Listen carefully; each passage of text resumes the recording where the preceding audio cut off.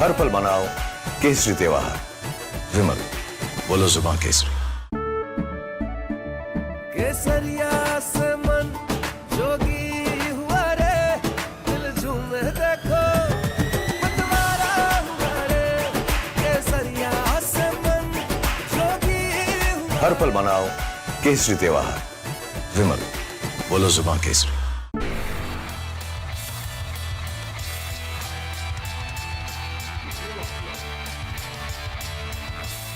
नमस्कार, स्वागत है आपका। रिपब्लिक भारत देख रहे हैं आप। मैं हूं अमृत तिवारी और इस बात सबसे अहम ये बुलेटिन, क्योंकि पूरे दिन क्या कुछ रहा है खास, वो आपके लिए हम लेकर आए हैं। ये खबर आपने देखी क्या? जी हाँ, और चलिए शुरुआत करते हैं पहली और बेहद खास खबर के साथ। महाराष्ट्र की राजनीति में रंगों की जंग कोई नई बात नहीं है, लेकिन इस बार हरा रंग चर्चा के केंद्र में है। ठाणे के मुंब्रा से AIMIM की सबसे युवा पार्षद सहर शेख के एक बयान ने राज्य की सियासत में भूचाल ला दिया है। मुंब्रा को हरा रंगने की बात अब भगवा बनाम हरा की बहस में तब्दील हो चुकी है। देखिए रिपोर्ट।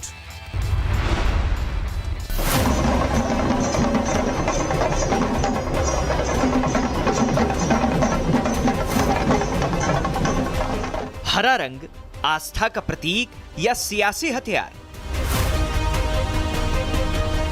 महाराष्ट्र की सियासत इस समय उस चौराहे पर खड़ी है जहां विकास के दावों से ज्यादा रंगों का शोर सुनाई दे रहा है।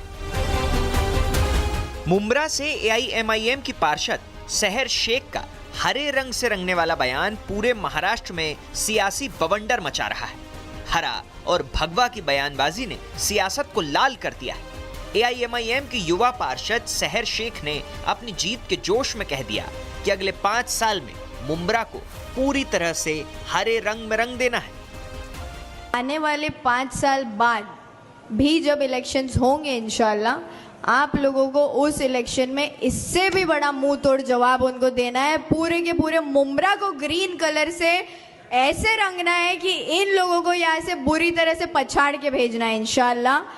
हर एक कैंडिडेट इंशाल्लाह 5 साल बाद सिर्फ और सिर्फ MIM का आएगा, क्योंकि अब इलेक्शन में आप मजलिस की ताकत समझ चुके हैं और ये ताकत हमको अल्लाह से आती है।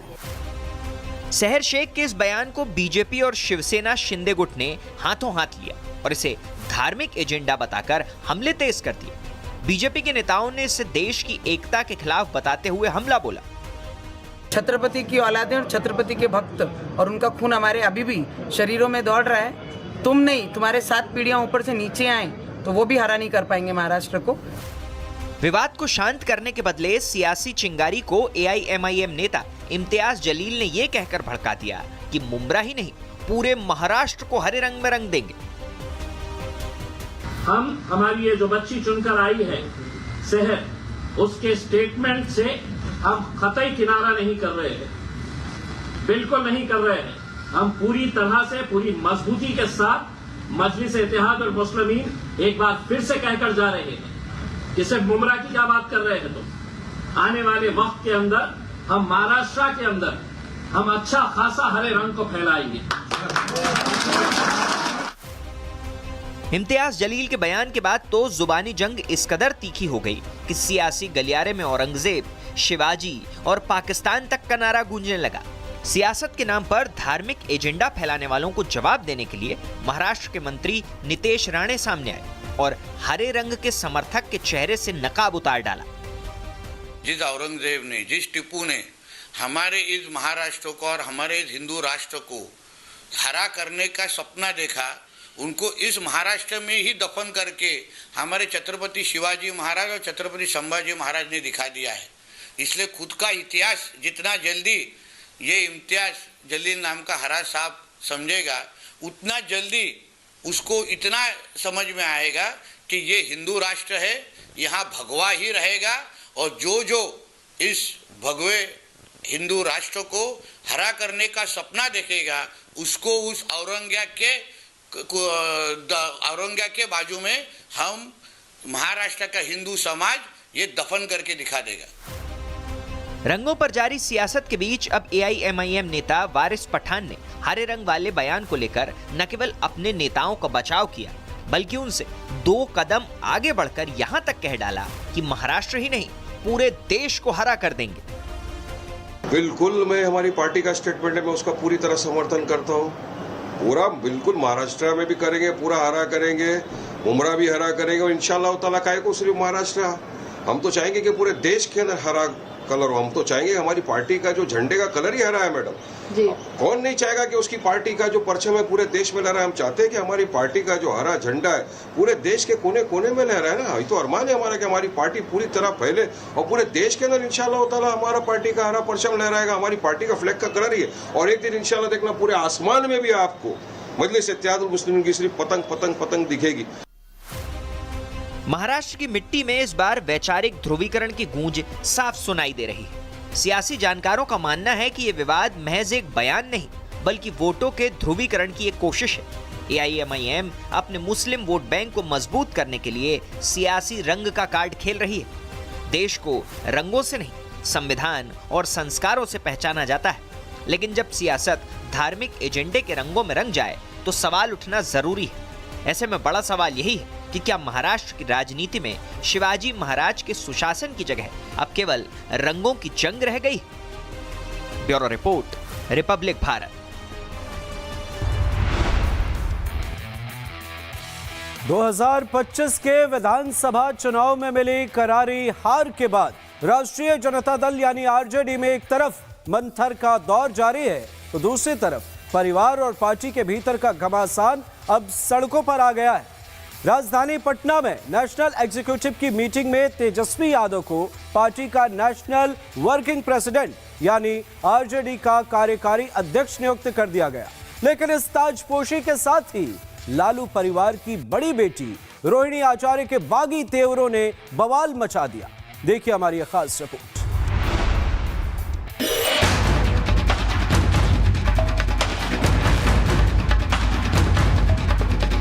यही निर्णय हुआ एक मत में, एक स्वर में कि श्री तेजस्वी यादव जी अब सांगठनिक कार्यों को भी देखेंगे।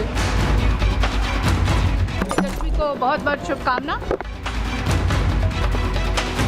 बिहार के सबसे बड़े सियासी घराने का सियासी ड्रामा, जो लालू परिवार कभी बिहार की सत्ता पर राज करता था, आज वही लालू परिवार बिखरा नजर आ रहा है और इसकी गूंज सियासी गलियारों में ही नहीं बल्कि सड़कों पर भी सुनाई दे रही है। आरजेडी में इस समय जो सियासी हलचल मची है वो किसी फिल्मी ड्रामे से कम नहीं है। हार का गम, परिवार में कलह और फिर ताजपोशी, सब कुछ एक साथ घट रहा है। पटना का होटल मौर्या, मौका आरजेडी की राष्ट्रीय कार्यकारिणी की बैठक का। मंच पर लालू प्रसाद यादव, राबड़ी देवी और तेजस्वी यादव मौजूद थे। इसी बैठक में लालू यादव ने अपने उत्तराधिकारी और छोटे बेटे तेजस्वी यादव के नाम पर आधिकारिक मुहर लगा दी। तेजस्वी अब आरजेडी के नए कार्यकारी अध्यक्ष हैं। पार्टी इसे एक नए युग का शुभारंभ बता रही है। पिछले 15 साल में आदरणीय तेजस्वी यादव जी पार्टी में एक अनुशासित सामान्य कार्यकर्ता के तौर पे काम कर रहे थे। संगठन में पिछले 15 साल में तेजस्वी जी कोई पद धारक नहीं थे। इसलिए आदरणीय राष्ट्रीय अध्यक्ष श्री लालू प्रसाद जी ने जो विशेष सत्र आज कार्यकारिणी की बैठक बुलाई, उसमें यही निर्णय हुआ एक मत में, एक स्वर में कि श्री तेजस्वी यादव जी अब सांगठनिक कार्यों को भी देखेंगे और पार्टी में का जो विचारधारा का प्रचार प्रसार है, फैलाव है, वो होगा और सभी कार्यकर्ता और नेता एकजुट होकर अनुशासन में रहकर पार्टी को आगे बढ़ाने का काम करेंगे। आरजेडी के इस फैसले से साफ है कि फिलहाल लालू प्रसाद यादव राष्ट्रीय अध्यक्ष तो बने रहेंगे, मगर कार्यकारी अध्यक्ष के रूप में अब सारे फैसले तेजस्वी ही करेंगे। यानी तेजस्वी यादव ने अब पार्टी की कमान पूरी तरह से अपने हाथों में ले ली है। आरजेडी के अंदर बीते कुछ दिनों में इस तरह की चर्चा जोरों पर थी कि तेजस्वी यादव भविष्य की राजनीति को देखते हुए पार्टी की पूरी कमान अपने हाथों में लेना चाहते हैं। तेजस्वी के सिर ताज तो सजा, लेकिन उनके इस ताज पर तकरार भी शुरू हो गया है। तेजस्वी की ताजपोशी चुनौतियों और अंतर्कलह के कांटों से भरी नजर आ रही है, क्योंकि तेजस्वी का विरोध सबसे पहले परिवार से शुरू हो गया है। तेजस्वी की बहन रोहिणी ने एक बार फिर से तेजस्वी यादव के खिलाफ मोर्चा खोल दिया है। रोहिणी आचार्य ने सोशल मीडिया पर पोस्ट करके तेजस्वी को घुसपैठियों का कठपुतली शहजादा बताया। रोहिणी ने एक्स पर पोस्ट कर लिखा, सियासत के शिखर पुरुष की गौरवशाली पारी का एक तरह से पटाक्षेप, गिरोह घुसपैठ को उनके हाथों की कठपुतली बने शहजादा की ताजपोशी मुबारक।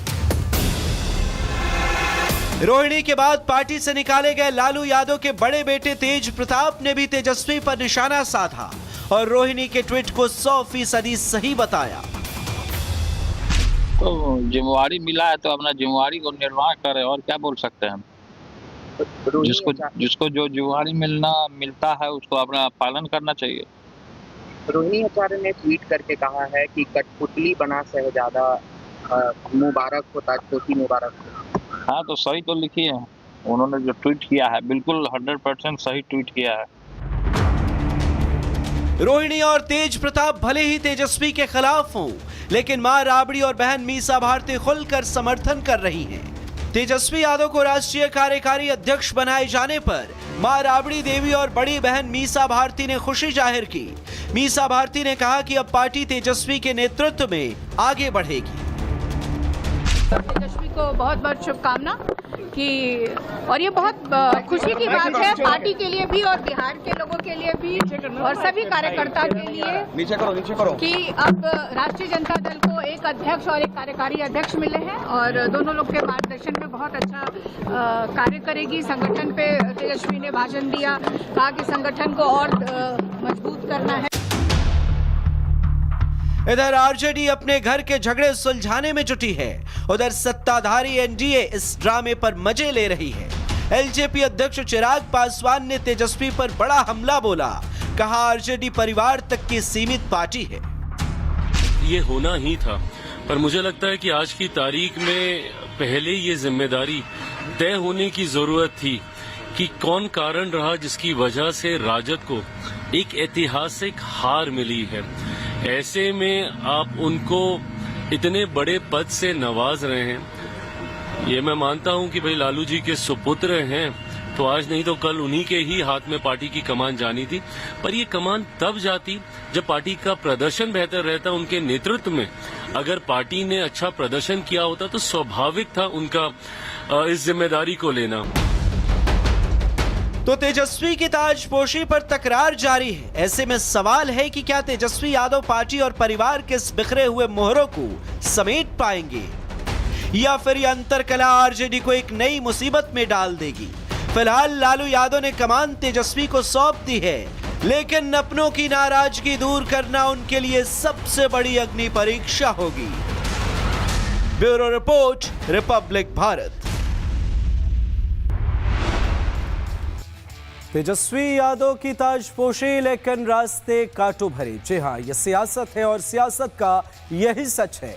बहरहाल आरजेडी के सामने कई चुनौतियां हैं और सबसे ज्यादा चुनौती फिलहाल तेजस्वी यादव के सामने है। अब परिवार और उसके बाद परिवार की मुश्किलों से निकलते हुए उन्हें बिहार की जनता को एक बेहतर संदेश भी देना होगा। आगे बढ़ते हैं। बिहार चुनाव खत्म होने के अगले ही दिन कांग्रेस पार्टी छोड़ने वाले पूर्व केंद्रीय मंत्री शकील अहमद ने पार्टी में राहुल गांधी की भूमिका और उनके काम करने के तरीके पर बयान देकर नई बहस छेड़ दी है। शकील अहमद के बयान को लेकर जहां कांग्रेस में हड़कंप मचा है, कांग्रेस राहुल गांधी के बचाव में जुटी है, तो विरोधी दल राहुल के बहाने पूरे कांग्रेस को घेरने में जुट गए हैं। देखिए रिपोर्ट।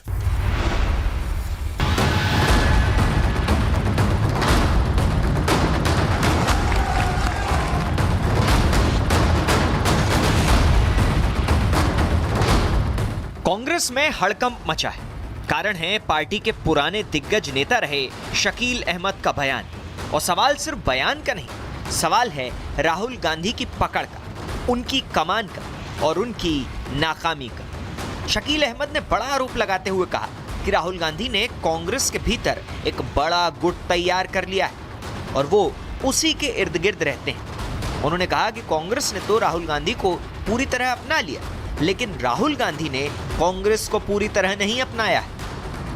जब राहुल गांधी जी जिस दिन अपना पहला चुनाव जीते, उस दिन मैं अपना 5वां चुनाव जीता। मैं उनसे 19 साल पहले MP MLA हो गया।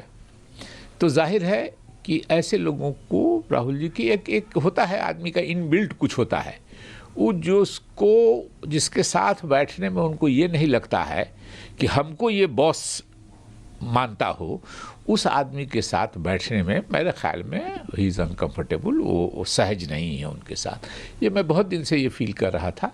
हमको लगता है कि उनको वो ऑफेंडेड फील करते थे और उनको लगता था कि ये कहाँ का आदमी हमको बता रहा है कि ये मैं नेहरू गांधी ख़ानदान, ये दिमाग में उनके बहुत बैठा हुआ है कि हमारी ही वजह से कांग्रेस के जो नेता है, जो दिया है हमने दिया है, हमारे परिवार ने दिया है, इनका अपना।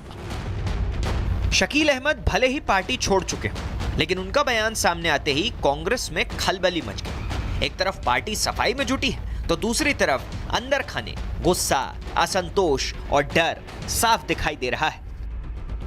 देखिए, शकील अहमद जी उन लोगों में हैं जिन्हें पार्टी ने सब कुछ दिया, केंद्रीय मंत्री बनाया, प्रदेश में महत्वपूर्ण जिम्मेदारियां सौंपी, और आज जीवन के इस मोड़ पर पता नहीं वो और क्या चाहते थे। असफल रहे चुनाव में, तो उनका ये कुछ भी कहना उस पार्टी के लिए जिसने सब कुछ दिया है, उसके नेता के लिए, मैं समझता हूँ गलत है। अरे आप शकील साहब, इतना आपको कांग्रेस ने दिया, कम से कम ऐसा तो मत बोलिए। आदमी छोड़ के भी चला जाता है, अलग भी हो जाता है, लेकिन जिस आदमी ने आपको दिया हो, जिस पार्टी ने आपको दिया हो, आप उनके लिए ऐसा बोलेंगे, और इसमें कोई दो राय नहीं है। कांग्रेस का मतलब तो गांधी परिवार ही है। कांग्रेस के अंदर उनके बिना कुछ भी नहीं है। बताइए क्या रह जाएगा? जो केंद्रीय सेंटर पॉइंट है वो कांग्रेस के अंदर गांधी फैमिली है, उसमें कोई दो राय नहीं है। सूत्र बताते हैं कि शकील अहमद के बयान से कांग्रेस के कई नेता असहज हैं, लेकिन कोई खुलकर बोलने को तैयार नहीं, क्योंकि पार्टी में न कोई सुनने वाला है न संभालने वाला। शकील अहमद का बयान एक दुर्घटना नहीं, ये राहुल गांधी की नाकाम लीडरशिप का साइड इफेक्ट है। जब पार्टी का मुखिया कमजोर होता है तो बयान बेलगाम हो जाते हैं। आज कांग्रेस का संकट बीजेपी नहीं, बल्कि कांग्रेस का असली संकट राहुल गांधी है। वो आए नहीं आए उससे हमारे को कोई लेना देना नहीं। हम तो ये कह रहे हैं कि वो कांग्रेस पार्टी के बड़े नेता राहुल गांधी के डिसीजन पे और वर्किंग स्टाइल पे सवाल उठा रहे हैं। शकील अहमद साहब छोटे व्यक्ति नहीं है, वो एक्स यूनियन होम मिनिस्टर थे कांग्रेस के जमाने। राशिद अलवी जी 2 बार के सांसद हैं। जब वो सवाल उठा रहे हैं तो कांग्रेस पार्टी के आला कमान को, गांधी परिवार को जवाब देना चाहिए। हमारे से तो सवाल पूछा नहीं और जवाब नहीं दे रहे हैं, तो इसका मतलब कांग्रेस पार्टी का जो टॉप लीडरशिप है, गांधी परिवार है, वो उनके जो बातें हैं उनको एक्सेप्ट कर रही है। शकील अहमद कांग्रेस के पुराने सिपहसालार रहे हैं। ऐसे में राहुल को लेकर उनके बयान पर कांग्रेस में भूचाल आना लाजिम था, लेकिन राहुल गांधी की तरफ से न तो कोई सफाई आई, न ही कोई बयान। हर बार की तरह फिर से चुप्पी, यानी फिर वही सवाल, क्या राहुल गांधी जानबूझकर चुप रहते हैं या उन्हें फर्क ही नहीं पड़ता? क्योंकि जब जब विवाद हुआ राहुल खामोश रहे, पार्टी घिरी तो राहुल गायब हो, देश नाराज हुआ तो राहुल अनम्यूट नहीं हुए, नेता बेलगाम हुए तो नेतृत्व बेअसर दिखा। क्या राहुल गांधी की चुप्पी अब आदत बन चुकी है? क्या कांग्रेस का सबसे बड़ा बयान राहुल की चुप्पी है? जब बोलना चाहिए तब मौन, जब बोलते हैं तब विवाद। ऐसा लगता है राहुल गांधी पार्टी का नेतृत्व नहीं, मौन साधना कर रहे हैं। पार्टी में उठते लगातार विरोध के सुर, सीनियर नेताओं का लगातार पार्टी छोड़कर जाना, ये बताता है कि कांग्रेस की समाप्ति के दिन अब गिनती के ही रह गए। Bureau report, republic Bharat.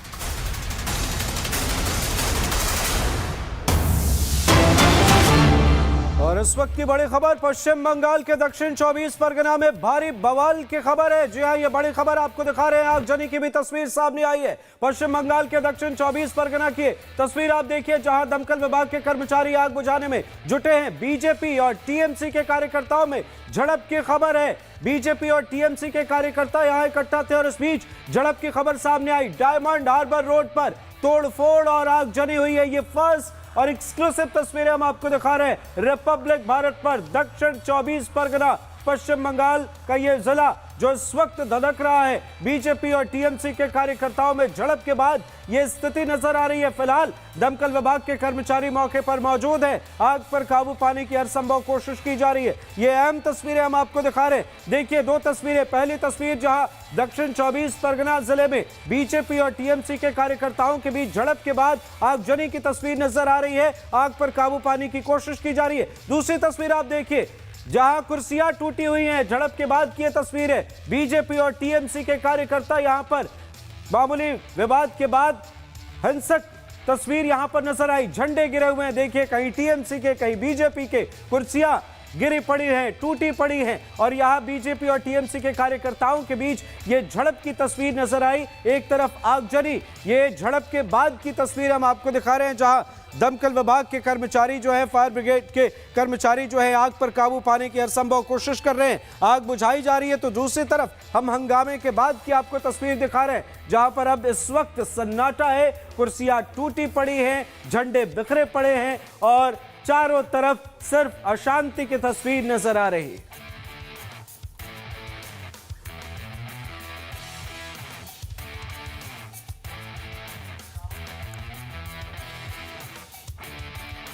और अब बात करेंगे पाकिस्तान की। जी हां, यह खबर बेहद खास है। पाकिस्तान क्रिकेट बोर्ड की, जिसकी अकड़ आईसीसी ने आज अचानक से ढीली कर दी है। आईसीसी ने सख्त लहजे में चेतावनी दी थी कि अगर पाकिस्तान क्रिकेट बोर्ड ने T20 विश्व कप से हटने का फैसला लिया तो उसके लिए आगे की राह बेहद कठिन हो सकती है।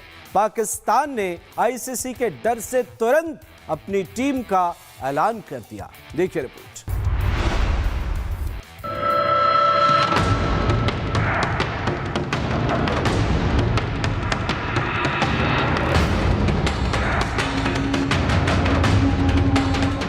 बांग्लादेश को कुएं में धकेलकर पलटू पाकिस्तान ने फिर से यू टर्न ले लिया है। खोखले वादे करने वाले ड्रामेबाज पाकिस्तान को आईसीसी ने औकात याद दिला दी।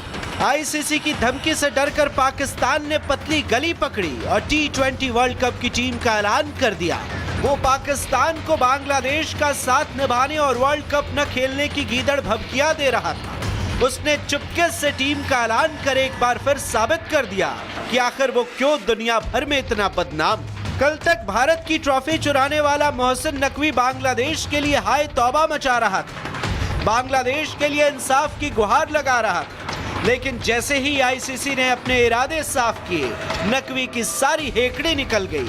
बांग्लादेश को किनारा कर पाक ने अपनी डूबती नैया संभालने का फैसला किया।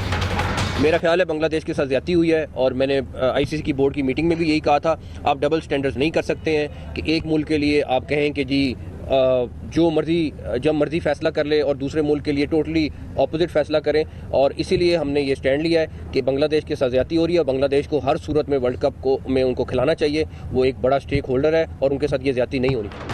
पाकिस्तान जैसे दोगले दोस्त से तो दुश्मन अच्छा है, कम से कम सामने से वार तो करता है। दरअसल पाक को अंदाजा हो गया था कि अगर वो वर्ल्ड कप से बाहर होता है तो यहां क्रिकेट का खात्मा नजदीक है। आईसीसी से पंगा पीसीबी को बहुत भारी पड़ सकता था। सूत्रों के मुताबिक आईसीसी ने पाक को पीसीबी को नेस्तनाबूद करने की पूरी तैयारी कर ली थी। आईसीसी पाक की द्विपक्षीय सीरीज की अनुमति रद्द करने वाला। पीएसएल यानी पाकिस्तान सुपर लीग की मान्यता रद्द करने की कोशिश थी। पीएसएल में खेलने वाली विदेशी खिलाड़ियों को एनओसी नहीं मिलती। विदेशी खिलाड़ियों के बिना पीएसएल एक गली क्रिकेट की तरह रह जाता। एशिया कप से पाकिस्तान का नामो निशान मिट जाता। मैच न खेलने से उसकी आईसीसी रैंकिंग में गिरावट तय थी। पाकिस्तान ने बांग्लादेश को आईसीसी और बीसीसीआई के खिलाफ खूब बरगलाया था। बांग्लादेश ने मामले पर टांग अड़ाकर आईसीसी की जमकर आलोचना की थी। पाकिस्तानी पत्रकारों ने तो बाकायदा बांग्लादेश की हिम्मत के कसीदे तक पढ़ दिए थे। दिल तो कर रहा है कि आज की वीडियो में ना मैं खड़ी होकर बांग्लादेश क्रिकेट बोर्ड को जो है वो सल्यूट करूं, सलाम पेश करूं। यार मतलब इतनी दिलेरी तो वो क्रिकेट बोर्ड नहीं दिखा पाया जो बांग्लादेश क्रिकेट बोर्ड से 10 गुना ज्यादा अमीर है। अगर मैं यहाँ पे आपको एस्टिमेट लगा के बता दूं ना, ऐसे ही मोटा सा अंदाजा, तो भाई जो BCCI है ना, उनकी टोटल नेटवर्थ कोई 18,800 करोड़ तक जाके पहुंचती है। और फिर भी वो जानी दुश्मनों के अगेंस्ट मैच खेलने से बाइकआउट नहीं करते, क्योंकि जी पैसे का नुकसान होगा। लेकिन वहाँ पे बांग्लादेश क्रिकेट बोर्ड है, उनकी टोटल नेटवर्थ जो है वो 425 करोड़ है, लेकिन फिर भी they are ready to bear the loss of 245 crore. सुना आपने, बांग्लादेश की तारीफ में लंबे लंबे कसीदे पढ़ने वाला पाकिस्तान जब अपनी बारी आई तो दुम दबाकर भाग खड़ा हुआ और टीम का ऐलान करवा दिया। पाकिस्तान को अंदाजा था कि अगर वो बांग्लादेश जैसा दुस्साहस करने की कोशिश करता तो उसका हश्र भी ऐसा ही होने वाला था। भारत में न खेलने की मांग पर अड़ा बांग्लादेश अब अपने फैसले पर पछता रहा होगा। ICC ने बांग्लादेश को विश्व कप से हटा दिया, हाथों हाथ T20 का नया शेड्यूल भी जारी कर दिया। बांग्लादेश की जगह स्कॉटलैंड को जगह दे दी गई।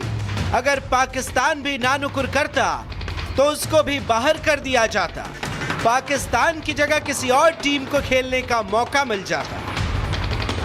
ICC ने फैसला तो बांग्लादेश के लिए सुनाया, लेकिन पैर पाकिस्तान के कांपने लगे। हमेशा नौटंकी के लिए जाने वाला पाकिस्तान इतना ज्यादा डर गया कि उसने आनन फानन में टीम का ऐलान कर डाला। अब इससे साफ है कि पाकिस्तान के पास सिवाय इसके कोई और विकल्प था ही नहीं। अगर वो ऐसा नहीं करता तो वो ICC इवेंट पे खेलने के लिए भी तरस जाता। Bureau report, republic Bharat.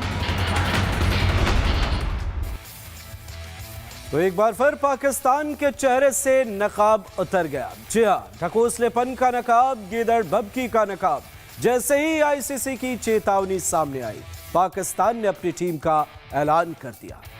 आगे बढ़ते हैं। पहाड़ों पर जबरदस्त बर्फबारी का दौर जारी है। स्नोफॉल जहां एक तरफ पर्यटकों को लुभा रहा है तो वहीं दूसरी तरफ उन्हें मुसीबत में भी डाल रहा है। वादियों का आनंद लेने गए पर्यटकों को बर्फबारी का आनंद सड़क पर जाम के बीच खड़े होकर लेना पड़ रहा है। देखिए हमारी ये खास रिपोर्ट।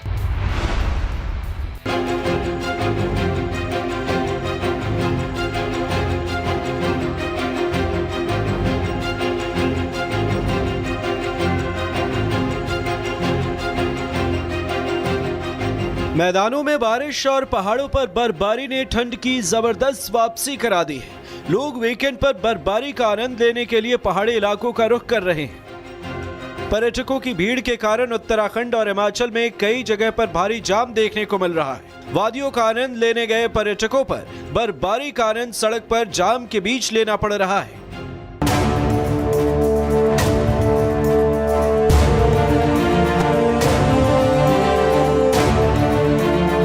हिमाचल, उत्तराखंड और कश्मीर में बर्फबारी और ठंड अपने पुराने रिकॉर्ड को तोड़ने पर आमादा है। पहाड़ों पर बर्फबारी, मैदान पर संकट भारी, सड़क पर snow attack.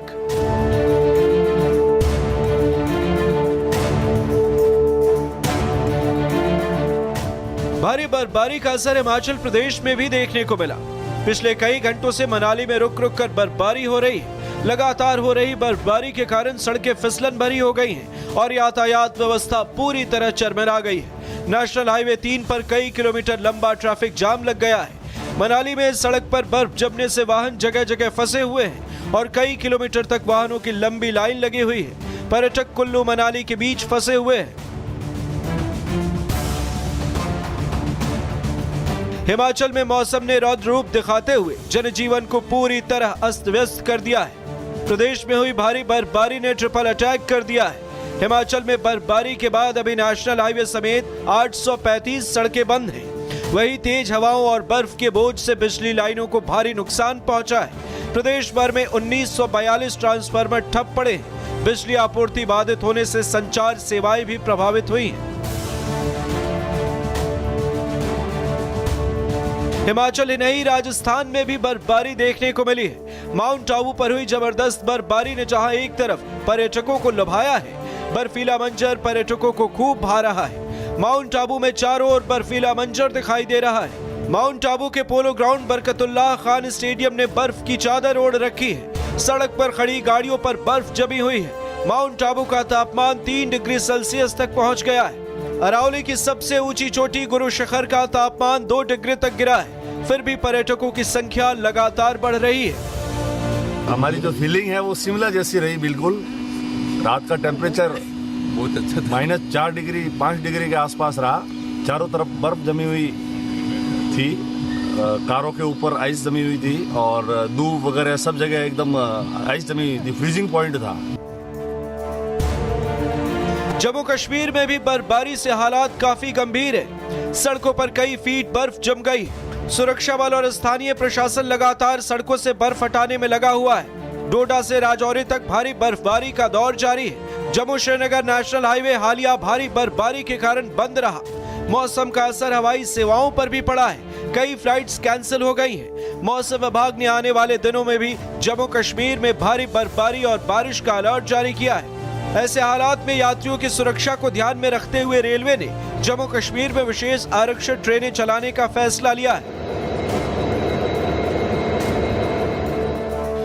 Srinagar Ladakh axis पर सबसे मुश्किल जगह जोजिला पास में बर्फबारी से सड़कें बंद पड़ी हैं। प्रोजेक्ट विजय के तहत बीआरओ गणतंत्र दिवस 2026 पर खराब मौसम के बावजूद श्रीनगर जोजिला सड़क को खुला रखकर रिकॉर्ड बना रहा है। सबसे बड़ा चैलेंज जो है यहाँ पे वो है एक्सट्रीमली कोल्ड वेदर। तो आपको पता है जोजिला में स्पेशली जो टेम्परेचर है आजकल रात को -30 -35 जा रहा है। तो ऐसे में क्या होता है, जो बर्फ गिरती है, एक तो यहाँ पे प्रेसिपिटेशन बहुत हाई है, काफी स्नोफॉल है। पिछले साल तक 35 फीट तक हाई स्नोफॉल थी जो हमने क्लियर करी। तो रात को वो जब बर्फ गिरती है दिन के समय और रात को वो जम जाती है, तो जब आप सुबह चलेंगे वो आइस फॉर्म हो जाती है। तो सबसे बड़ा चैलेंज तो है दी लो टेम्परेचर्स, जिसमें हमारे बंदों को काम करने में मुश्किल है। दूसरा, जोजिला का ऑल्टीट्यूड है 11,600 प्लस 650 के करीब। तो वहाँ पे आमतौर पे जैसे प्लेन्स में लोगों को समझ नहीं आएगा कि इस ऑल्टीट्यूड पे काम करने में चैलेंजेस क्या हैं। वो चैलेंजेस सबसे ज्यादा सांस चढ़ जाती है। इस ऑपरेशन में इलाके के कुछ सबसे ज्यादा हिमस्खलन वाले क्षेत्रों में जोखिम भरा बर्फ हटाने का काम शामिल है। बॉर्डर रोड्स ऑर्गेनाइजेशन ने चुनौतियों से निपटने के लिए आधुनिक मशीनें, विशेष वाहन और अच्छी तरह से प्रशिक्षित कर्मचारियों को तैनात किया है। लाइन ऑफ कंट्रोल एरियाज की बात करें, नॉर्थ कश्मीर, उरी, कुपवारा या टंगदार सेक्टर की बात करें, उसी के साथ साथ सेंट्रल कश्मीर और साउथ कश्मीर की बात करें, जहां पर अलग अलग तरह के कॉर्डिनेट सर्च ऑपरेशन जो है राष्ट्रीय राइफल्स के साथ साथ special operation group Jammu Kashmir police के द्वारा जो है चलाए जा रहे हैं। इससे साफ तौर से यही जाहिर हो रहा है कि जिस तरह से इंटेलिजेंस एजेंसीज को सबसे पहले इनपुट मिला था, किस तरह से किश्तवाड़ में एक मुठभेड़ जो है देखने को मिली, उसके बाद पूरे जम्मू कश्मीर में हाई अलर्ट है, क्योंकि 26 जनवरी से पहले सुरक्षा एजेंसीज का जो है इनपुट रहता है किसी न किसी लश्कर या जैश की तरफ से कोई आतंकी गतिविधि हो सकती है। Bureau report, republic Bharat.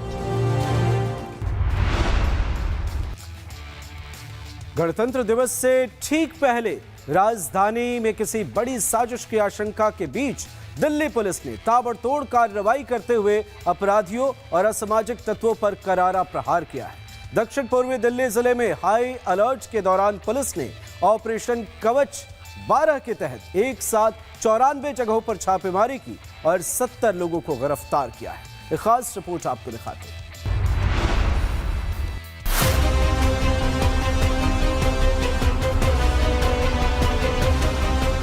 Operation कवच बना पुलिस का हथियार। गैंगस्टर्स और अपराधियों पर शिकंजा। अपराध की कमर तोड़ती दिल्ली पुलिस। गणतंत्र दिवस से ठीक पहले राजधानी में किसी बड़ी साजिश की आशंका के बीच दिल्ली पुलिस ने ताबड़तोड़ कार्रवाई करते हुए अपराधियों और असामाजिक तत्वों पर करारा प्रहार किया है। गणतंत्र दिवस की सुरक्षा को लेकर दिल्ली पुलिस पूरी तरह अलर्ट है।